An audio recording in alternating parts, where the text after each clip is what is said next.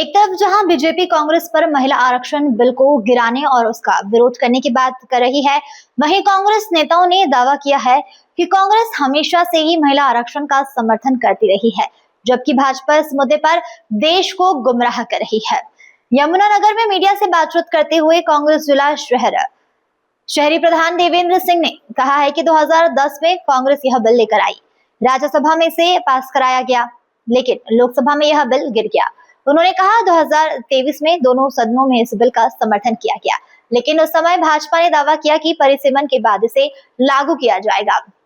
BJP इस पर टालामटोल का रवैया अपनाती रही, जबकि कांग्रेस इसके हक में है। जिला शहरी कांग्रेस प्रधान ने दावा किया है कि बीजेपी इस मुद्दे को बुलाना चाहती है, जबकि कांग्रेस की स्थिति स्पष्ट है, वह इस बिल के और महिलाओं के समर्थन में है। देखिए, आज की इस बहुत ही महत्वपूर्ण प्रेस वार्ता में सभी पत्रकार साथियों का बहुत बहुत हार्दिक स्वागत।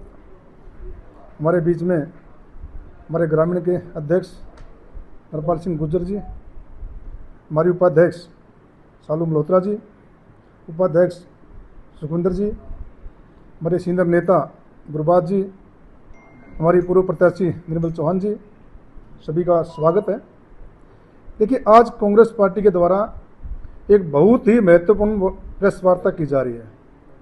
महिला आरक्षण बिल को लेके जिस तरीके से भारतीय जनता पार्टी और मोदी की सरकार एक पूरे देश के अंदर भ्रम फैला रही है, दुष्प्रचार कर रही है कि कांग्रेस पार्टी और विपक्ष के लोग महिला बिल के खिलाफ हैं।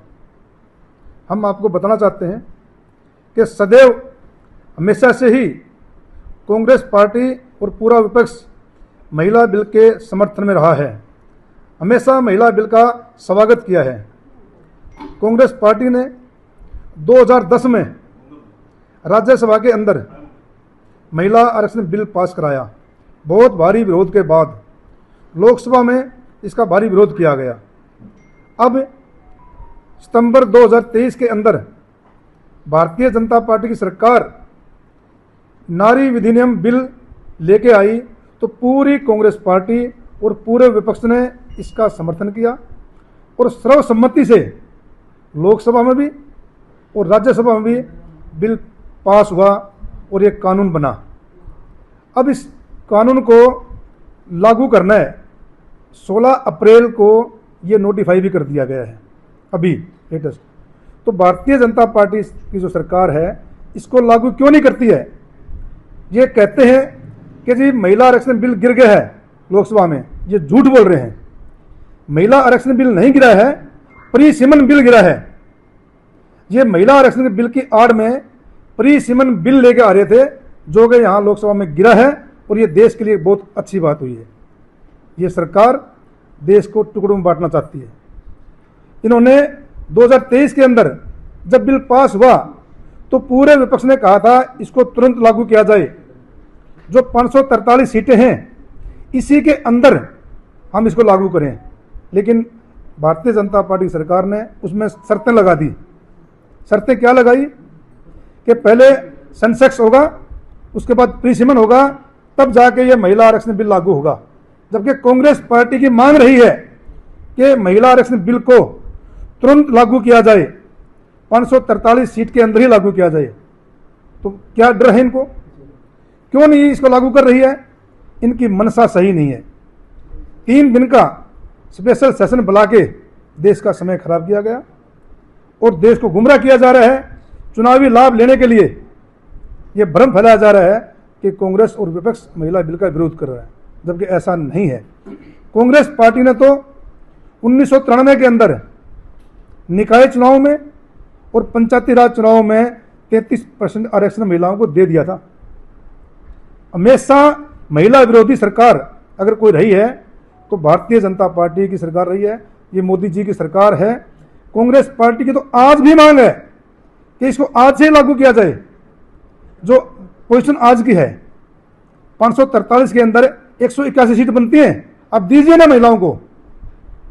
हम पुरजोर मांग करते हैं कि 543 के अंदर ही 2029 में चुनाव कराया जाए और महिला आरक्षण बिल लागू करके चुनाव कराया जाए, लेकिन इन्होंने महिलाओं से कोई लेना नहीं है। ये सिर्फ राजनीतिक रोटियां सेकते हैं, राजनीतिक लाभ के लिए काम करते हैं, देश का बंटवारा के लिए काम करते हैं, नॉर्थ और साउथ में झगड़ा करने का काम करते हैं। अरे सेंसेक्स कराइए ना, जाति जनगणना कराइए, आंकड़े पूरे देश में आने दीजिए ना कि किसकी संख्या कितनी है, उसके आधार पे आगे आप परिसमन करिए ताकि लोगों को पता लगे भी किसकी संख्या कितनी, जिसकी जितनी संख्या उसकी उतनी भागीदारी। लेकिन ये सरकार जातीय जनगणना से भाग रही है, सेंसस से भाग रही है और धक्के से अपने फायदे के लिए परिसीमन लागू करना चाहती है। जैसे इन्होंने आसाम में किया, जैसे इन्होंने जम्मू कश्मीर में किया, अपने तरीके से बाउंड्री बना के चुनावी लाभ लेने की कोशिश है और ये देश के संघीय ढांचे पर प्रहार है। भारतीय जनता पार्टी सरकार देश के संघीय ढांचे पर वार कर रही है, जिसको कांग्रेस पार्टी और विपक्ष के लोग कतई बर्दाश्त नहीं करेंगे। हमारी मांग है कि 543 के अंदर ही महिला आरक्षण बिल लागू किया जाए। जो सरकार ये नहीं चाहती, ये झूठ बोल रही है, भ्रम फैला रही है। तो ये हमारा आज कहना था। कल यहाँ भी प्रेस वार्ता हुई है, हमारे जिले के अंदर भी इन्होंने भी झूठ बोला है। ये हमारे जो लोकल लीडर हैं ये भी झूठ बोल रहे हैं कि कांग्रेस महिला के खिलाफ है। नहीं जी नहीं, कांग्रेस हमेशा महिला बिल के पक्ष में है और इसको तुरंत लागू किया जाए, ये कांग्रेस पार्टी की मांग है।